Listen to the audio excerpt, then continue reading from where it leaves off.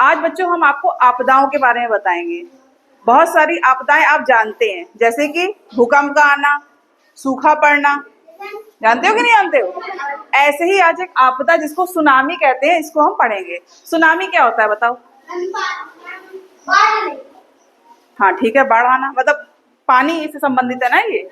बाढ़ कहाँ, पानी में तो आएगी, है ना? तो वही बाढ़ है, लेकिन इसको किस तरीके से समझेंगे ये इसमें बताएंगे। सुनामी क्या होता है?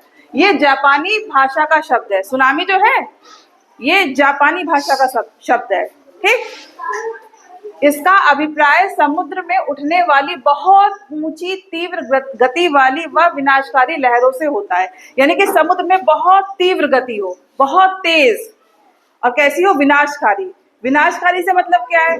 यानी ये जब पानी जमीन में बहुत आगे जाएगा तो क्या करेगा? अगर वहां लोगों के घर होंगे, शहर होंगे, तो विनाश करेगा, घरों को तोड़ देगा, लोगों को भी क्या करेगा? डुबो देगा, है ना? तो जब समुद्र में या उसके बहुत आसपास भूकंप या ज्वालामुखी का उद्गार प्रचंड रूप में होता है तो सुनामी लहरें उत्पन्न होती हैं। अब इसका क्या मतलब है? अच्छा ये बताओ, सपोज करो मान लो यहाँ समुद्र है, ठीक, तो उसके नीचे जमीन तो होगी ना। जमीन होगी तो समुद्र के अंदर भी बहुत से पहाड़ और ज्वालामुखी भी होंगे, होंगे कि नहीं होंगे, है ना? तो कुछ ज्वालामुखी क्या होंगे? सक्रिय भी होंगे, यानी कि वो फट जाते होंगे। तो जब समुद्र के अंदर ज्वालामुखी फट जाए या फिर समुद्र के अंदर क्या हो जाए? भूकंप आ जाए, ठीक है, तो क्या होगा? ऊपर की तरफ पानी की लहरें एकदम से उथल पुथल बहुत तेजी से बढ़ेंगी आगे, है ना, और तीव्र गति से बढ़ेंगी आगे, और क्या करेंगी? विनाश। और इसी को हम क्या कहते हैं? सुनामी। अब देखो इसकी गति कितनी होगी? 700 किलोमीटर प्रति घंटा, ठीक है, क्या होगी? 700 किलोमीटर प्रति घंटा से भी ज्यादा। अब सोच के देखो कि एक घंटे में 700 किलोमीटर से भी ज्यादा पानी की जो लहरें हैं बढ़ रही हैं आगे, तो क्या करेगा? विनाशी तो करेगी ये लहरें ऐसी, है ना? अब देखो एक रिपोर्ट बताते हैं, 26 दिसंबर 2004 में हिंद महासागर में उत्पन्न सुनामी लहरों से दक्षिण पूर्वी एशिया, ठीक है, कहाँ पे? दक्षिण पूर्वी एशिया में लाखों मकान नष्ट हो गए। मतलब इतनी तीव्र गति से सुनामी आई कि उसने विनाश कर दिया। और इसका असर भारत में भी था। भारत में अंडमान निकोबार, केरला, तमिलनाडु, यहाँ पर भी बहुत सारे हजारों में घर का क्या हो गया? विनाश हो गया, और लोगों की मृत्यु हो गई। किसके कारण? इसी सुनामी के कारण। अब सुनामी की तरह ही एक चक्रवात होता है, ये भी एक आपदा है। ये कहाँ होती है? चक्रवात की उत्पत्ति या तो स्थलीय या समुद्री, दोनों भागों में होती है।